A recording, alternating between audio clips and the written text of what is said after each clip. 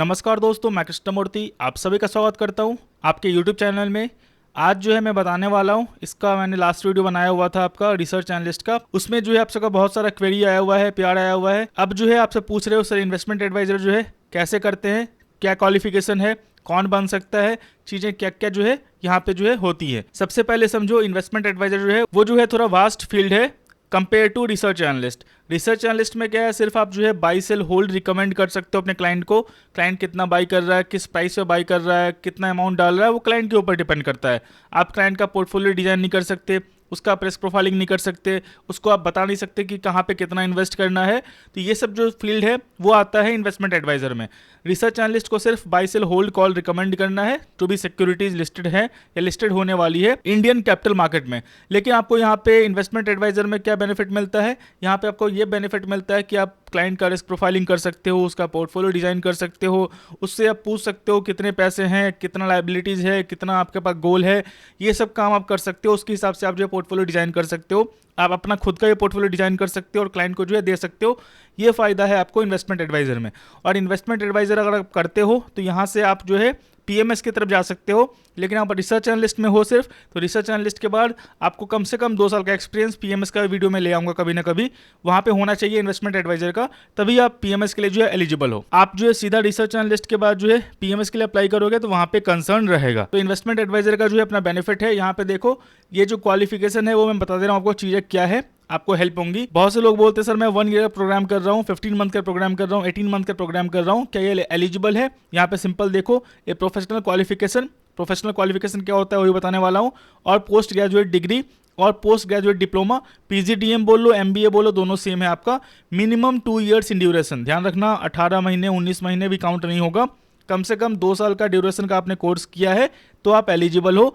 और यहाँ पे रिसर्च एनालिस्ट में क्या है, फिलहाल अभी रूल चेंज नहीं हुआ है, रूल चेंज होगा उसके बाद क्या होगा वो आपको देखना है। फिलहाल जो रूल है उसके हिसाब से कोई भी मास्टर्स डिग्री है आपके पास, NISM 15 है, तो आप जो अप्लाई करके रिसर्च एनालिस्ट लाइसेंस ले सकते हो। लेकिन यहाँ पे देखो आपके पास पीजीडीएम या एमबीए होना चाहिए 2 साल वाला। और वो किस में होना चाहिए, या तो फाइनेंस में, जैसे एमकॉम है एलिजिबल हो, अकाउंटेंसी है एमकॉम है एलिजिबल हो, एमबीए फाइनेंस हो, पीजीडीएम फाइनेंस हो एलिजिबल हो, पीजीडीएम फाइनेंस क्या बोलते हैं सेल्स हो एलिजिबल हो, फाइनेंस होना चाहिए। डुअल स्पेशलाइजेशन है, फाइनेंस है उसमें तो एलिजिबल हो, सेल्स मार्केटिंग हो तो एलिजिबल नहीं हो, ये चीज ध्यान रखना। बिजनेस मैनेजमेंट है, कॉमर्स है आपका, इकोनॉमिक्स से आपने किया हुआ है, जैसे मैं इग्नू से इकोनॉमिक्स कर रहा हूँ, मेरे पास एमबीए भी है, लेकिन मैं कर रहा हूँ इग्नू से एमबीए, मेरा 2 साल वाला है, इकोनॉमिक्स भी कर रहा हूँ मैं, तो मैं जो है ऑलरेडी एलिजिबल हूँ, 5 ईयर्स का एक्सपीरियंस ऑलरेडी है मेरे पास। इकोनॉमिक्स में वैसे ही कर रहा था, जो इकोनॉमिक्स कर रहे हैं मास्टर्स में वो भी एलिजिबल है। कैपिटल मार्केट हो गया, बैंकिंग हो गया, इंश्योरेंस हो गया और एक्चुअल साइंस हो गया। अगर आप इसमें आपने मास्टर्स कर रखा है 2 साल का ड्यूरेशन वाला, चाहे आपने ऑनलाइन कर रखा हो, ऑनलाइन का मतलब होता है डिस्टेंस से कर रखा हो या आप कॉलेज जाके कर रखे हो, दोनों में एलिजिबल हो। बस ध्यान रखना जो आपका यूनिवर्सिटी है, अगर आप ऑनलाइन करते हो तो वो कॉलेज से करो जो आपका AICTE और UGC अप्रूव्ड है, या फिर कोई सेंट्रल गवर्नमेंट कॉलेज है, जैसे मान लो आपका IIM हो गया, या फिर मान लो कोई स्टेट गवर्नमेंट कॉलेज है, तो वहाँ से आप करते हो तो एलिजिबल हो। अगर आपने सिर्फ ऑनलाइन से किया है, किसी वेबसाइट के थ्रू किया है और उसने आपको सर्टिफिकेट दे दिया है तो वो एलिजिबल नहीं है। तो जो भी आप कॉलेज से करो, खास करके जो भी डिग्री करो, वो 2 साल का होना चाहिए, उससे कम का बिल्कुल मत करना। और आपको इन्वेस्टमेंट एडवाइजर आगे फ्यूचर बनाना है तो, पीएमएस करना है तो। और यहाँ पे जो कॉलेज होगा आपका, यूनिवर्सिटी होगी, जो है UGC या AICTE दोनों में से कोई, या फिर सेंट्रल गवर्नमेंट या स्टेट गवर्नमेंट से अप्रूव होनी चाहिए। ये चीज़ ध्यान रख लेना, ढूंढ लेना, क्योंकि ये जो चीज़ें अपॉइंटमेंट लेके बुक करते हैं वो पूछते हैं मेरे से, डिटेल में बता देता हूँ। यहाँ पे जो चीज़ें हैं आपको बता दे रहा हूँ, अगर आपको चीज़ें समझनी है तो यहाँ से आप समझ सकते हैं। बाकी कोई पर्सनल क्वेरी होता है तो अपॉइंटमेंट ले सकते हो, पेड है ये। 1500 रुपीज़ में मेरी टीम जो है आपसे कनेक्ट करवा देगी, जो भी आपके क्वेरी होंगे वो पूछ सकते हैं, पर्सनल क्वेरी खास करके, क्योंकि यहाँ पे मेरा टाइम जाता है, जाहिर सी बात है। तो यहाँ पे जो है मैंने पेमेंट रख रखा है। फ्री वाला जो है या तो मैं सबके लिए फ्री कर दूं, वो पॉसिबल नहीं है, सबको मैं जो है आधा घंटा 15 मिनट टाइम दूं, वो पॉसिबल नहीं है। तो जो सीरियस है, जिनको जानना है, जिनको समझना है, तो बुक करते हैं, उनसे जो है मैं बात कर लेता हूं। सिंपल यहाँ पे मैं बता दे रहा हूँ, वैसे चीज़ें आपको क्लियर हो जाएंगी। और पर्सनल क्वेरी है आपको और कुछ जानना है इंटरनल, तो आप अपॉइंटमेंट ले सकते हो, वैसे ज़रूरत नहीं है आपको। यहाँ पे देख लो, यहाँ पे इसके बाद देखो प्रोफेशनल क्वालिफिकेशन का मतलब क्या होता है। प्रोफेशनल क्वालिफिकेशन का मतलब ये है, एक NISM कोर्स करवाती है PGP का, लेकिन ध्यान रखना उसका कोर्स अलग अलग है। अगर RA करते हो तो सिर्फ RA लाइसेंस के लिए एलिजिबल है। आपको IA के लिए फिर से आपको जो है दूसरा कोर्स PGP का जो है IA वाला करना पड़ेगा NISM का। अगर आपको PMS में जाना है तो आपको फिर से जो है पीएमएस का कोर्स करना पड़ेगा। तो मतलब अगर आपको आईए, आरए और पीएमएस तीनों लाइसेंस चाहिए तो आपको तीनों कोर्स करना पड़ेगा अगर आप एनआईएसएम से जो है कोर्स कर रहे हो तो। सिंपल टर्म में समझो, जैसे मान लो मैंने एमबीए फाइनेंस किया 2 साल का, तो मैं आरए के लिए एलिजिबल हूँ। ऑलरेडी मेरे पास आरए का लाइसेंस था, अभी मैं पार्टनरशिप फॉर्म से अलग हो गया हूँ, मैं इंडिविजुअल बेसिस पर अप्लाई किया हूँ तो मैं एलिजिबल हूँ। मैं इन्वेस्टमेंट एडवाइजर के लिए भी एलिजिबल हूँ, कुछ टाइम के बाद जो मैं उसके लिए भी अप्लाई कर दूंगा। मैं जो है पीएमएस के लिए भी एलिजिबल हूँ। तो मैंने सिर्फ एमबीए फाइनेंस किया 2 इयर्स का, लेकिन मैं सबके लिए एलिजिबल हूँ। अगर आप एनआईएसएम कोर्स करते हो तो आपको 3 कोर्स करना पड़ेगा और आपको तीनों के लिए एलिजिबल होना है तो बेटर है अगर आपके पास टाइम है 2 साल का एमबीए कर सकते हो यूजीसी, आईआईसीटी या फिर दोनों कॉलेज जो अप्रूव्ड है आपका स्टेट सेंट्रल गवर्नमेंट से, तो बेटर ऑप्शन रहेगा। आपको बाद में कुछ और नहीं करना पड़ेगा। कोशिश करना फाइनेंस में ही कर लेना, बेटर ऑप्शन रहेगा। या फिर आप एमकॉम हो, इकोनॉमिक्स में हो तो भी आप एलिजिबल हो, उसमें आपको फिर एमबीए करने की जरूरत नहीं है। इसके बाद देखो यहाँ पे मैंने एक का जो है अप्लाई किया हुआ था। यहाँ पे देखो जो एनआईएसएम से कोर्स करते हो वो 1 साल से कम का नहीं होना चाहिए, वो चीज ध्यान रख लेना। 1 साल वाला कोर्स जो है आईएमए इन्वेस्टमेंट एडवाइजर में एलिजिबल नहीं है, सिंपल। और मैंने जो है एक सीएफए होल्डर का अप्लाई करवाया था, रिसर्च एनालिस्ट लाइसेंस, उनको सेबी ने जो है अलाउ नहीं किया था। रिसर्च एनालिस्ट लाइसेंस के लिए उनके पास सीएफए डिग्री थी, तो उन्होंने जो है पीजी मतलब जो पोस्ट ग्रेजुएट डिग्री है उसके बेसिस पे उन्होंने लाइसेंस लिया था। लेकिन आपके पास सीएफए डिग्री है तो आप एलिजिबल हो इन्वेस्टमेंट एडवाइजर के लिए, ये चीज़ ध्यान रख लेना। सीएफए का फाइनल डिग्री, ऐसा नहीं कि फर्स्ट पेपर सेकंड पेपर निकला हुआ तो एलिजिबल हो, ऐसा नहीं है। फाइनल पेपर निकल गया है तो आप जो है एलिजिबल हो। यहाँ पे देखो इनका लाइसेंस जो अप्लाई करवाया हुआ था आईए का, सिंगल टाइम में मेरा जो काम होता है वो सिंगल टाइम में, जो डॉक्यूमेंट्स होते हैं डॉक्यूमेंट्स में मैं थोड़ा टाइम लेता हूँ बनाने में, क्योंकि डॉक्यूमेंट्स मेन पार्ट है। सिंगल टाइम में जो है इनका लाइसेंस अप्रूव हुआ है, सिंपल, कोई क्लैरिफिकेशन नहीं।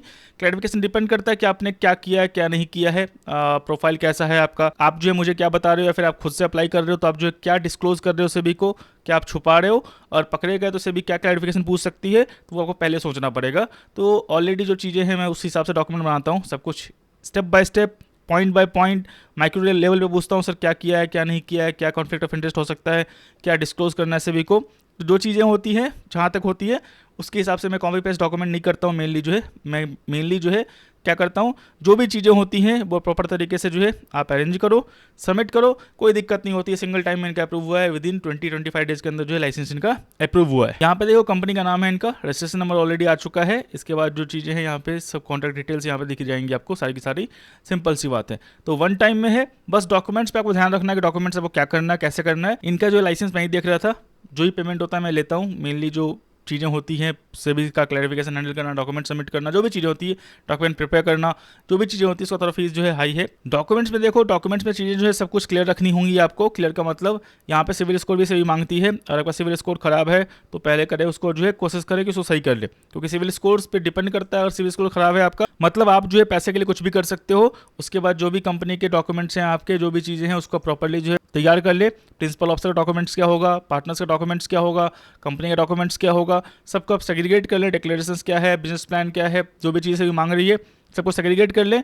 एक बार डॉक्यूमेंट्स पूरा बना लें, बंडल कर लें, उसके बाद अप्लाई करें। ज़्यादा टाइम आपको नहीं लगेगा अप्रूवल होने में। आपको अगर आपको कांटेक्ट करनी है तो आप जो है व्हाट्सएप पे टेक्स्ट करना, जो नंबर है आपका उस पर कैटलॉग होगा, इस पर आप जो है क्लिक कर लेना। और यहाँ पे आपको जो है अगर आपको पर्सनल क्वेरी चाहिए, जानना है कि आप एलिजिबल हो या नहीं हो, पहले यहाँ पे जो है आपका एनआईएसएम एग्जाम हो गया, जो भी चीज़ें होगी पर्सनल क्वेरी के लिए आप जो है यहाँ पे बुक कर सकते हो। और यहाँ से आप देख सकते हो जो भी चीज़ें हैं यहाँ से आप स्कैनर से जो पेमेंट कर सकते हो। बाकी जो फीडबैक है आपको यहाँ पे दिख जाएंगे, जो भी चीज़ें हैं यहाँ पे दिख जाएंगे आपको। मैं चीज़ें क्लियर कर दूं, यहाँ पे जो वो बेसिक क्वेरी के लिए है कि मान लो आपको बेसिक क्वेरी कुछ पूछना है, एलिजिबल हो या नहीं हो, चीज़ें क्या आपको डॉक्यूमेंट्स बनानी है नहीं बनानी है। बाकी सभी का जो क्लैरिफिकेशन है, डॉक्यूमेंटेशन है, जो प्रोसेस है पूरा, उसका चार्ज अलग है, उसका थोड़ा चार्ज जो है हाई है आपका, क्योंकि इसमें टाइम लगता है, टाइम कंज्यूम होता है कि आपके डॉक्यूमेंट्स लेने हैं, फिर देखना है, फिर एनालाइज करना है, फिर उसके हिसाब से डॉक्यूमेंट बनाने हैं, फिर सबमिट करना है बीएसएल को, फिर वहाँ से जो है कुछ क्वेरी आएगी, फिर आपको जो है रिप्लाई करना। क्वेरी आपका यहाँ इनका तो है क्या बोलते हैं, एक बार में अप्रूव हो गया, किसी किसी का लगता है 2 बार 3 बार 5 बार 10 बार, तो वो चीज़ें जो है सेम आपको जो है करते रहनी है मुझे, जब तक उसका लाइसेंस अप्रूव नहीं होता है। तो वहाँ पे थोड़ा जो प्रोसेस थोड़ा लेंदी है, टाइम कंज्यूमिंग है, इसलिए जो है चार्ज वहाँ पे थोड़ा ज़्यादा है। 1500 में वो कवर नहीं है, 1500 में ओनली कवर है कि आपका बेसिक एलिजिबिलिटी है या नहीं है, कहाँ पे आप लैग कर रहे हो, क्या आपको देखना है क्या नहीं देखना है, वो चीज़ें जो है हम सब यहाँ पे कवर करते हैं। आप जो स्कैनर से पेमेंट करके जो है, या फिर मान लो यहाँ पे बैंक अकाउंट है उस पर पेमेंट करके आप जो है पेमेंट स्क्रीनशॉट इसी नंबर पे जो टेक्स्ट कर सकते हो। मेरी टीम जो है कनेक्ट करवा देगी आपसे, जो भी क्वेरी होगा आप पूछ सकते हो। ये तो था जिनको हेल्प चाहिए होता है। अगर आपको खुद से करना है खुद से भी कर सकते हो, कोई इसमें जो है आपको रॉकेट साइंस नहीं है। थोड़ा टाइम लगेगा, थोड़ा चीज़ें आपको समझने में थोड़ी टाइम लगेगी, चीज़ें आपको जो है इन डेप्थ जाना पड़ेगा, आपको कंप्लाइंसेस पढ़ने पड़ेंगे। आप खुद से भी कर सकते हो। आपको क्या बोलते हैं BSL हेल्प करेगी, जो भी चीज़ें हैं। डॉक्यूमेंट तो बना के आपको खुद ही देना पड़ेगा, लेकिन क्या डॉक्यूमेंट बना के देने हैं आपको, वो आपको हेल्प कर देगी, तो कोई कंसर्न नहीं है। नेक्स्ट प्रोसेस आता है आपका, वो प्रोसेस है आपका यहाँ पे देखो एक्सपीरियंस और सर्टिफिकेशन। जाहिर सी बात है एक्सपीरियंस क्या रिक्वायरमेंट है।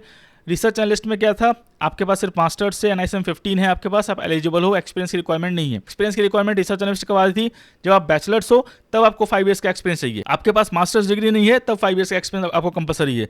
मास्टर्स डिग्री है आपके पास रिसर्च एनालिस्ट में, आपको एक्सपीरियंस की जरूरत नहीं है फिलहाल के रूल के अनुसार, बाद में चेंज कर दे से भी तो बात अलग है। यहाँ पे देखो आपके पास मास्टर्स डिग्री तो होनी चाहिए, जो मैंने बताया है आपको यहाँ पे, और इसी में होनी चाहिए। इसके साथ आपको जो है 5 साल का एक्सपीरियंस भी आपको चाहिए, और वो भी थर्ड पार्टी का चाहिए। तो यहाँ पे जो भी फाइनेंशियल, मान लो आपने सेल्स किया है, आपने डीलिंग की है, आपने एडवाइस किया है, म्यूचुअल फंड एडवाइस किया है, आपने बैंकिंग में एडवाइस किया है, सारा एक्सपीरियंस काउंट हो जाएगा, लेकिन वो थर्ड पार्टी का चाहिए। तो BSL थर्ड पार्टी एक्सपीरियंस मांगती है, तो ये चीज़ ध्यान रख लेना। तो यहाँ पे 5 ईयर्स का जो एक्सपीरियंस है आपको, वो कंपलसरी आपको देना ही देना है इन्वेस्टमेंट एडवाइजर में, प्रॉपर एक्सपीरियंस। इसके बाद आपके पास NISM का 10A का 10B का, यहाँ पे मैंने लिखना भूल गया, NISM जो है 10A और 10B। तो यहाँ पे जो है 10A 10B आपको जो है पास करना कंपलसरी होगा, तभी आप जो है एलिजिबल हो। तो 10A 10B आप एग्जाम पास कर लेना, या आपके पास CFP का जो है डिग्री है तो आप एलिजिबल हो। या तो आप ये कर लो, या फिर आपके पास यहाँ पे FPSB से जो है CFP का डिग्री, फाइनल डिग्री है आपके पास, तो आपको जो है 10A 10B करने की जरूरत नहीं। अगर नहीं है, ये बहुत थोड़ा जो है टफ है एग्जाम, ये तो ये आपको पास करना कंपलसरी है। 10A 10B जो है आपको करना कंपलसरी है। एक जो है दिक्कत और होती है, जहाँ पे पेनल्टी मैंने लगते हुए देखी है। 10A 10B जब भी आपका एक्सपायर होने वाला होगा, एक्सपायरी से आप जो है देखो, जैसे मान लो एग्जांपल बोलता हूँ, 3 साल में सर्टिफिकेशन एक्सपायर होता है। जैसे मान लो आपने 21 में एग्जाम दिया, समझ गए, 3 इयर्स में जो एक्सपायर होता है, 21 में एग्जाम दिया, वो 24 में आपका एक्सपायर हो जाएगा, करेक्ट। तो आप क्या कर सकते हो, आपको 24 में लिखना नहीं है कि जब एक्सपायरी हो जाए उससे 2 दिन पहले लिखना है, ऐसा नहीं है। 21, 22 2 साल जो है, 2 साल के बाद कभी भी एग्जाम लिख सकते हो। जैसे ही आपका 2 साल कंप्लीट हुआ, 24 तक वेट नहीं करना है आपको। 23 के बाद जो 22 के बाद जो है, जब भी आपका डेट ओपन होगा, आप 23 में पूरा साल आपके पास है, आप जो है लिखना स्टार्ट कर दो। तो जब भी आपने लिखा 23 में और एग्जाम मान लो पास कर गए, तो क्या ये 23 से 3 साल काउंट करेगा? नहीं, पहले 24 कंप्लीट करेगा और उसके बाद फिर 3 साल, मतलब 24 से लेके 3 साल कितना हो गया आपके, जो ईयर 27 तक जो है आपका सर्टिफिकेशन वैलिड हो जाएगा, मतलब रिन्यू हो जाएगा। और आपने एग्जाम पास कब किया? 23 में किया। तो एग्जाम पास किया 23 में, पहले 24 तक एक्सपायरी कंप्लीट होगा, उसके बाद 3 साल वो बढ़ेगा। तो अब 2 साल बाद भी कभी एग्जाम लिख सकते हो। तो ये चीज़ ध्यान रखना। मैंने बहुत पेनल्टी देखी है, इन्वेस्टमेंट एडवाइजर का लाइसेंस कैंसिल होते हुए देखा है, क्योंकि वो जो यहाँ पे सर्टिफिकेशन है वो रिन्यू नहीं करवा पाते। और लास्ट टाइम में जाओगे तो पैनिक हो गए, क्योंकि इसका सिलेबस जो है सेबी ने थोड़ा वास्ट कर दिया है। कॉन्सेप्ट क्लियर हो गया, चीज़ें समझ गए, तो ये चीज़ ध्यान रख लेना। ये सेबी का जो है कंप्लाइंस है, इसलिए मैं बता दे रहा हूँ। इसमें जो है दिक्कत, आपको समझने में दिक्कत बिल्कुल ना होनी चाहिए। ये चीज़ आप थोड़ा बहुत जो है ध्यान रख लेना। इसके बाद जो है यहाँ पे देखो क्या करना है। इसके बाद जो है प्रोवाइड फर्दर, यहाँ पे देखो provide further that fresh certification before expiry of the validity of the existing certification shall not be obtain through CP mode. जाहिर सी बात है, RA में फिलहाल अभी CP मोड है। NISM 15 में जो CP मोड है, मतलब घर पे जो है वीडियो देख लो और एग्जाम लिख दो, आपका सर्टिफिकेशन रिन्यू हो जाएगा। आपको सेंटर पे जाके एग्जाम नहीं लिखना। CP मोड का मतलब वो होता है। लेकिन NISM 10A 10B में जो है सेबी ने जो है CP मोड रिमूव कर दिया, मतलब हर 3 साल के बाद जो है, मतलब एक्सपायरी के बाद जो है आपको एग्जाम जाके सेंटर पे ही लिखना पड़ेगा। 2 साल बाद से ही एग्जाम लिखना स्टार्ट करना, 1 साल का टाइम रहेगा। आप 3-4 बार भी मतलब अटेम्प्ट डालोगे तो पास हो जाओगे। आप तीसरे साल में जाके एग्जाम लिखोगे तो फिर कंप्लाइंस आप ब्रीच करोगे, और मान लो सर्टिफिकेशन नहीं है आपके पास तो कंप्लाइंस ब्रीच है और पेनल्टी वहाँ पे लगेगी आप। इसके बाद जो है नेक्स्ट वाला जो पार्ट है, वो पार्ट है नेटवर्थ का। नेटवर्थ का रिक्वायरमेंट क्या क्या होता है बोलते हैं। मैंने जिनका अप्लाई किया हुआ था, LLP कंपनी थी उनकी, LLP प्राइवेट लिमिटेड, ऑलमोस्ट दोनों सेम है। प्राइवेट लिमिटेड डायरेक्टर होता है, LLP में पार्टनर होते हैं। तो यहाँ पे जो नेटवर्थ था उनका, वो था 50 लाख रुपीज़। जिनका लाइसेंस मिला है मैंने दिखाया था अभी आपको, इसलिए मैंने दिखाया है, वो चीज़ें मैंने डिस्क्राइब कर दी है कि आपको समझ में चला है। वो LLP था उनका, आप सर्च भी कर सकते हो सेबी की वेबसाइट पे। LLP था, तो उनका जो है नेटवर्थ था 50 लाख रुपीज़ का। सिंपल। अगर आप इंडिविजुअल हो, इंडिविजुअल में 5 लाख रुपये चाहिए। अगर आप मान लो पार्टनरशिप फर्म, अगर मान लो आप इंडिविजुअल अप्लाई कर रहे हो इन्वेस्टमेंट एडवाइजर लाइसेंस के लिए, तो आपको 5 लाख रुपीज़ का जो है कैपिटल आपको चाहिए, नेटवर्थ आपको चाहिए। ये आपको हर टाइम मेंटेन करना है, ऐसा नहीं कि आपने एक बार डाला फिर निकाल दिया। हर 3 महीने बाद जो है आपको क्या बोलते हैं कंप्लाइंस, क्वार्टरली कंप्लाइंस होता है, हाफ ईयरली कंप्लाइंस होता है, वो आपको अपडेट करते रहना पड़ेगा सेबी को या बीएसएल को, जो आपकी रेगुलेटरी बॉडी है। इसके बाद बहुत सारे कंडीशंस हैं, खास करके आईए में जो है कंप्लाइंसेस बहुत सारे हैं, ध्यान रखना, बहुत सारे मतलब बहुत सारे हैं। आपको जब लाइसेंस मिलेगा तब चीज़ें समझ में आएंगी। कंप्लाइंसेस बहुत ज़्यादा है कंपेयर टू रजिस्ट्रेशन प्रोसेस की। सिंपल, तो यहाँ पे देखो क्या क्या है, the investment adviser not being an individual, मतलब एलएलपी, प्राइवेट लिमिटेड जो भी है, shall include the word investment adviser in its name. आप देखोगे तो इनका जो था SFI इन्वेस्टमेंट एडवाइजर है। ये SFI के नाम पे पहले बोले थे कि मैं कंपनी का लाइसेंस लूँगा, मैंने जो है डॉक्यूमेंट पहले ही तैयार करवा दिया इन्वेस्टमेंट एडवाइजर के नाम पे। तो चीज़ें आपको पता होना चाहिए, कंप्लाइंस पता है आपको, तो फिर कंसर्न नहीं होगी, सिंगल टाइम में आपका लाइसेंस अप्रूवल होगा। तो यहाँ पे देखोगे SFI इन्वेस्टमेंट एडवाइजर है। मैंने पहले ही बोल दिया था कि सर आप इन्वेस्टमेंट एडवाइजर नाम लगा दो, मुझे पता था सेबी का जो है कंप्लाइंस है यहाँ पे। अगर नॉन इंडिविजुअल है तो इन्वेस्टमेंट एडवाइजर उसके नाम में लगाना होगा, नहीं तो फिर आपको जो है चीज़ें जो है डिक्लेरेशन देनी पड़ती है। अगर आप इंडिविजुअल हो, रिसर्च एनालिस्ट हो, तो आपको इन्वेस्टमेंट एडवाइजर जो है हर करस्पॉन्डेंस में जो क्लाइंट से आपको डील करना पड़ेगा। आप कुछ भी भेजते हो, कुछ भी मेल भेजते हो, कुछ भी भेजते हो, तो वहाँ पे पता होना चाहिए कि आप जो इन्वेस्टमेंट एडवाइजर हो, लिखा होना चाहिए। ऐसा नहीं कि आपने, मैंने बहुत देखा है कि SEBI registration number, SEBI registration number का मतलब क्या हो गया? सेबी रजिस्ट्रेशन नंबर ठीक है, आईए का है, आरए का है, पीएमएस का है, किसका है, तो वो लिखते नहीं है, तो वो जो है कंप्लाइंस ब्रीच है, वहाँ पे पेनल्टी आपको लगेगी। इसके बाद जो है फीस, सेबी ने जो बोला है उससे ऊपर फीस नहीं ले सकते। रिस्क प्रोफाइलिंग करना कंपलसरी है, केवाईसी करना कंपलसरी है। क्लाइंट क्या बोल रहा है, क्लाइंट बोल रहा है हाई रिस्क, तो हाई रिस्क प्रोडक्ट दो। अगर वो बोल रहा है लो रिस्क, तो जो है आप लो रिस्क प्रोडक्ट, तो ऐसा नहीं कि उसको जो है ऑप्शन ट्रेडिंग करवा दिया, हाई रिस्क प्रोडक्ट दिलवा दिया, तो यहाँ पे आपको जो है एक्शन हो सकता है। डिस्क्लोजर, क्या क्या डिस्क्लोज करना है क्लाइंट को, वो पता होना चाहिए। मेंटेनेंस ऑफ रिकॉर्ड, जो भी आपने रिकॉर्ड दी है, जो भी कॉल दी, जो भी चीज़ें की है, उसका रिकॉर्ड आपको 5 ईयर्स तक होल्ड करना है। ये सभी का कंप्लाइंस है। यहाँ पे देखो आपको फीस जो है कितना पे करना पड़ेगा अगर आप इन्वेस्टमेंट एडवाइस लाइसेंस के लिए अप्लाई कर रहे हो इंडिविजुअल या फिर एलएलपी प्राइवेट लिमिटेड में। इंडिविजुअल कर रहे हो तो 2000 रुपये लेंगे, सारा डॉक्यूमेंट्स आपका क्लियर है तो 2000 प्लस जीएसटी। अगर आपका एक बार लाइसेंस अप्रूव हो गया तो 3000 प्लस जीएसटी फाइनल पेमेंट है। जिनका मैंने अप्लाई करवाया हुआ था वो एलएलपी थे, तो यहाँ पे उनका जो डॉक्यूमेंट क्लियर होने का पेमेंट लिंक आया था वो आया था 10K प्लस जीएसटी, और एक बार अप्रूव होने के बाद सेबी से लाइसेंस का जो पेमेंट लिंक आया था वो आया था 15K प्लस जीएसटी। इसका वीडियो सीरीज में मेरा अवेलेबल होगा मेरे यूट्यूब चैनल पे, कृष्णमूर्ति वाले पे, इसी पे आप जाके उसको देख सकते हो। 1 बाय 1 वीडियो मैंने बना के डाल रखा है। सिंपल। इसके बाद जो है आपको हर 5 साल में एक्सपायरी से पहले, एक्सपायरी से कोशिश करना 3 महीने पहले जो है आप अपने जो लाइसेंस उसको रिन्यू करवा लेना, ऐसा भूलना मत। तो 1000 रुपये लगेगा बस प्लस जीएसटी इंडिविजुअल को हर 5 साल के बाद। एक्सपायरी से 3 महीने पहले जो है 1000 प्लस जीएसटी पे करके आप जो है रिन्यू करवा लेना। उस टाइम जो भी फीस होगा, अभी 1000 है, उस टाइम जो भी फीस होगा, ये रूल चेंज होता रहता है तो वो आपको ध्यान रखना पड़ेगा। अगर आप नॉन कॉर्पोरेट हो, जैसे एलएलपी हैं ये, तो इनको 5000 प्लस जीएसटी जो है पे करना पड़ेगा। एक्सपायरी से 2-3 महीने पहले ये पे कर देंगे तो इनका फिर से 5 साल के लिए जो लाइसेंस है रिन्यू हो जाएगा। सिंपल। जो लाइसेंस है वैलिडिटी कितने दिन तक रहती है? वैलिडिटी रहती है परपेचुअल, मतलब लाइफ लॉन्ग। अगर आपने कुछ गलत नहीं किया है, सेबी ने आपको पेनल्टी में सर्टिफिकेट कैंसिल नहीं किया है, तो आप उसको लाइफ लॉन्ग हर 5 साल से पहले रिन्यू करवाते रहो, 5 साल के लिए उसको बढ़ाते रहो, आप ऐसा कर सकते हो। उसके बाद I can charge fees from clients in either of the following 2 modes. 2 mode में आप चार्ज कर सकते हो क्लाइंट से पैसे। ये द मोस्ट इंपॉर्टेंट है, वो चीज़ ध्यान रखना। पहला है आपका AUA मोड, मतलब एसेट अंडर एडवाइस। इसका मतलब क्या हुआ, मेरे पास 10 क्लाइंट है और 10 का मैं पोर्टफोलियो मैनेज कर रहा हूँ 20 करोड़ का, तो मैं जो है 20 करोड़ पे कितना चार्ज कर सकता हूँ? मैक्सिमम जो चार्ज कर सकता हूँ मैं पर क्लाइंट से वो है AUA मॉडल पे बेसिस पे 2.5% से ऊपर चार्ज नहीं कर सकता हूँ एनुअल बेसिस पे।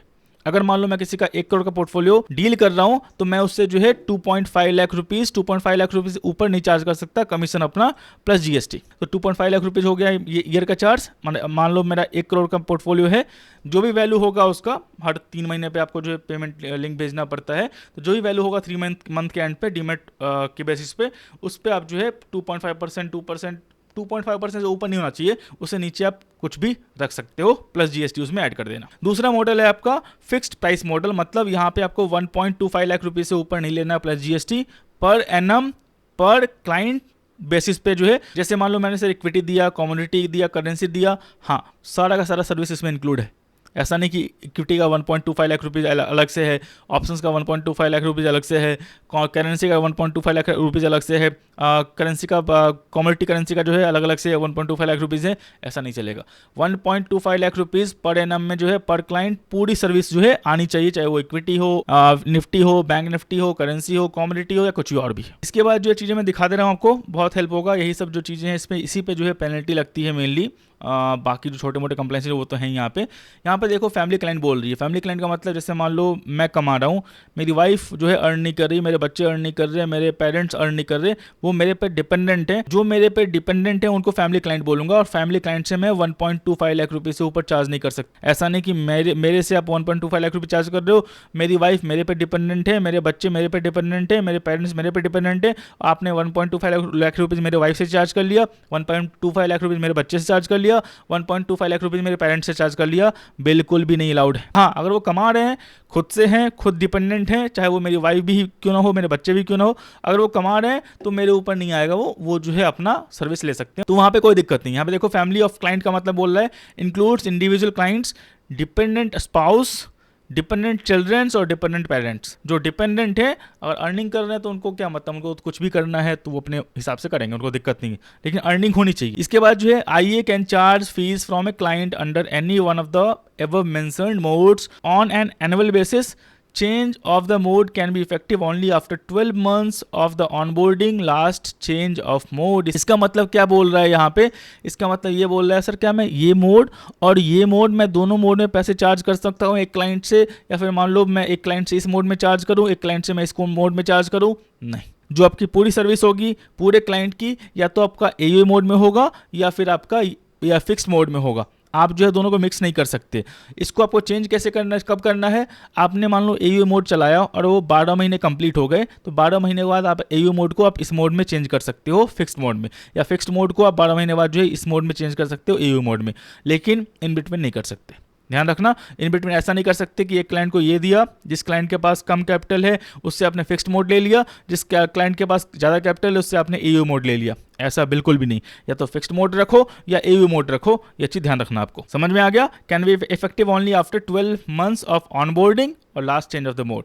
12 मंथ मतलब 12 महीने के बाद ही जो है आपने मान लो एयू मोड से आपने फिक्स मोड में आए, तो 12 महीने बाद ही आप फिक्स मोड से फिर से जो है एयू मोड में आ सकते हो, और क्लाइंट को आपको डिस्क्लोज करना पड़ेगा, वो तो आपका गुडविल में आता ही है, वो तो आपको करना ही पड़ेगा। इसके बाद जो है आईए can charge fees in advance if agreed by the clients, However, such advances cannot exceed for 2 quarters। इसमें कंप्लाइंसेस बहुत सारे हैं, मोटा मोटी बता दे रहा हूँ मैं आपको। इसका मतलब क्या है सर, 1.25 लाख रुपए में एग्जांपल बोलता हूँ सर, यहाँ पे 1.25 लाख रुपए पर ईयर बोला है, क्या मैं क्लाइंट से 1.25 लाख रुपीज़ पर ईयर का चार्ज कर सकता हूँ? नहीं। क्या मैं 1.25 लाख रुपीज़ एक बार में मैं एक साल का चार्ज कर सकता हूँ? नहीं। मैक्सिमम जो है आप 2 क्वार्टर का जो है एडवांस ले सकते हो। मतलब सिंपल टर्म में समझो 1.25 मतलब 1.2 मान लो। 1.2 का मतलब क्या होगा, 1.2 डिवाइड बाय एक क्वार्टर में 3 महीने होते हैं, मतलब 4 से डिवाइड कर दो, मतलब कितना हुआ 30,000 रुपये। 30,000 प्लस 30,000 कितना हो गया 60,000 रुपये। 60,000 प्लस जीएसटी, आप 60,000 रुपीज़ या 60,000 रुपीज़ एग्जाम्पल बोलता हूँ, मोटा मोटी 1.2 लाख मैंने कर दिया। 60,000 रुपीज़ प्लस जीएसटी हो गया, तो आप जो है ऑलमोस्ट 72,000 रुपीज़ से ऊपर चार्ज नहीं कर सकते आप एक क्लाइंट से। ये चीज़ ध्यान रखना। ऐसा नहीं कि क्लाइंट को प्रॉफिट हो रहा है, आपने उससे 5 लाख ले लिया, 2 लाख ले लिया, 4 लाख ले लिया सर्विस के नाम पे, नहीं। आप मैक्सिमम 2 क्वार्टर तक ही जो है आप फीस ले सकते हो एक क्लाइंट से, सिंपल। अब यहाँ पे बोल रहा है, क्लाइंट बोल रहा है कि नहीं मुझे जो है एक क्वार्टर का जो है सर्विस अच्छा लगा, एक क्वार्टर का सर्विस अच्छा नहीं लगा, क्या मुझे एग्रीमेंट जो है वो बोल रहा है कि मुझे जो है तोड़ना है, मतलब मुझे सर्विस अच्छा नहीं लगा, मुझे जाना है, तो क्या जो है क्या करना, इस कंडीशन में क्या होगा, आपको जो है पैसा जो है रिफंड करना पड़ेगा, जो भी क्वार्टर है। मैक्सिमम जो है आप एक क्वार्टर का जो है ब्रोकरेज आप जो है होल्ड कर सकते हो। मतलब मान लो क्लाइंट ने पे किया पैसा 2 क्वार्टर का, तो मैक्सिमम 1 क्वार्टर का जो फीस है वो आप क्लाइंट को आप जो है रिटर्न मत दो, बाकी 1 क्वार्टर का जो फीस है आपको वो आपको रिटर्न देना पड़ेगा क्लाइंट को। तो ये जो है बहुत सारे कंप्लाइंसेज हैं जो बहुतों को तो नहीं पता है, वो सीधा जो है चार्ज कर लेते हैं 1.25 लाख रुपये। उनको लगता है 1.25 लाख रुपये साल का है, चार्ज कर लो प्लस जीएसटी मिला के। कंप्लेन खासकर आईए वाले में जो है बहुत से भी स्ट्रिक्ट है, आपको जो है दिक्कत बाद में बहुत होंगी, ये चीज़ ध्यान रख लेना। ये जो रूल है वो चेंज होता रहेगा, तो ये जो रूल है वो आप वीडियो आज देखो 5 साल बाद देखो, तो यहाँ पे जो चीज़ें हैं बहुत सारी चेंजेस हो जाएंगी, तो आप पढ़ते रहना। सेबी रेगुलेशन जो है इन्वेस्टमेंट एडवाइजर का 2013 का और रिसर्च एनालिस्ट 2014 का, ये आपको हेल्प करेगा। हमेशा जो है अपडेट रखना अपने आप को। इसके बाद देखो, इसके बाद जो है all IAs are required to obtain prior approval from BA से भी रिकग्नाइज। जो यहाँ पे BSL है तो जिनका मैंने अप्लाई किया था उनका अप्रूवल मिल गया है, तो उनका जो फीस है BSL का उन्होंने पे किया है। ऑलरेडी वीडियो में होगा, वीडियो जाकर देख सकते हो। 3.54 लाख रुपीज़, जो 3.54 लाख रुपीज़ है वो 3 ईयर्स का चार्ज है BASL का। मतलब आपके कंप्लाइंसेस को देख रेख करने के लिए 3 ईयर्स का चार्ज जो है इसको पे करना है। आप जो आपने पे किया है 10K प्लस GST, आपने जो है LLP वाले केस में पहला रजिस्ट्रेशन चार्ज और approval charge 15K plus GST, ये सेबी चार्ज है आपका। ये सेबी चार्ज के ऊपर आपको जो है पे करना पड़ेगा, क्या बोलते हैं, BSL चार्ज, वो है 3.54 लाख रुपीज़ 3 ईयर्स के लिए। और ये हर 3 ईयर्स के बाद जो है आपको उस समय जो भी चार्ज होगा इंक्लूडिंग GST वो आपको पे करना पड़ेगा। फिलहाल जो है 3 साल का charge 3 lakh rupees plus 18% GST है। और 3 साल के बाद मान लो वो कम हो गया तो अच्छी बात है, बढ़ गया तो भी आपको जो है पे करना पड़ेगा। BSL से आपको रजिस्ट्रेशन हमेशा करके रखवाना पड़ेगा आपको, चाहे वो 3 साल के बाद हो या 5 साल के बाद हो। बहुत लोग क्या करते हैं कि 3 साल के बाद रिन्यू नहीं करवाते, तो ये कंसर्न है। और कंप्लेंट जाएगा तो इस पर भी जो है आपको एक्शन हो सकता है। तो ये है आपका मोटा मोटी जो इन्वेस्टमेंट एडवाइजर का है। बाकी कंप्लाइंसेस तो बहुत सारे हैं अगर आप जाओगे तो। और यहाँ बोला गया कि जो भी आप एडवर्टीजमेंट है अपने मन से नहीं चला सकते, पहले जो है आपको BSL से अप्रूवल लेना पड़ेगा कि आप क्या एडवर्टीजमेंट जो है मटेरियल जो है प्रोवाइड करना चाहते हो पब्लिक को। और उसका चार्ज शायद मुझे जहाँ तक उतना आइडिया नहीं है, देखा नहीं है मैंने, 3,500 रुपीज़ प्लस GST है। तो 3,500 रुपये प्लस GST जो है आपको हर एडवर्टीजमेंट का, कि एडवर्टीजमेंट में आप क्या डाल रहे हो वो मतलब फ्रेंडली है या नहीं है, इन्वेस्टमेंट एडवाइजर गाइडलाइंस को फॉलो करता है नहीं करता है, वो आपको जो है अप्रूव करके देगी। BSL अप्रूव कर दी है तो उसको जो है आप रन कर सकते हो किसी भी प्लेटफॉर्म पे, फेसबुक हो गया, ट्विटर हो गया, टेलीग्राम हो, कहीं भी आप जो है उसको रन कर सकते हो। लेकिन बिना अप्रूवल के रन करोगे तो ये कंप्लाइंस ब्रीच है और वहाँ भी फिर जो है आपको पेनल्टी है, वो चीज़ ध्यान रख लेना। तो मैंने ऑलमोस्ट सब चीज़ें बता दी हैं आपको, मोटा मोटा बता दिया है। और आपके पास ये सब चीज़ें हैं तो आप एलिजिबल हो, आपको कोई दिक्कत नहीं है। अगर आपको कुछ पर्सनल पूछना है, मैंने ऑलरेडी डिस्क्लोज कर दिया है। पर्सनल मैं फिर से बोल रहा हूँ, या तो मैं सर्विस अपने सारे के लिए फ्री कर दूँ, वो पॉसिबल नहीं है। हर को 15 मिनट 20 मिनट टाइम देना। तो जिनको सीरियस है, जो सीरियस है, जिनको जानना है या फिर लाइसेंस लेनी है, जो भी चीज़ें लेनी है, वो पहले अपॉइंटमेंट ले सकते हैं। यहाँ से अपना चीज़ें जो है जान समझ सकते हैं कि आप एलिजिबल हैं या नहीं है। जो भी चीज़ें हैं यहाँ पे, जो भी टाइम होगा वो क्वेरी आपको जो है पर्सनली जो है वो रिजॉल्व हो जाएगी। अगर आप कंफर्टेबल हैं आगे के लिए कि डॉक्यूमेंटेशन क्लैरिफिकेशन हो, उसका चार्ज अलग है।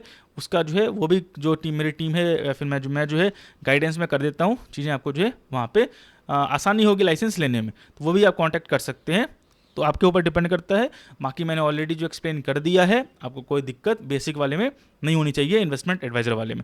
मैं आशा करता हूँ वीडियो को अच्छा लगा, वीडियो अच्छा लगा लाइक करें, सब्सक्राइब करें, शेयर करें। तब तक के लिए दोस्तों धन्यवाद।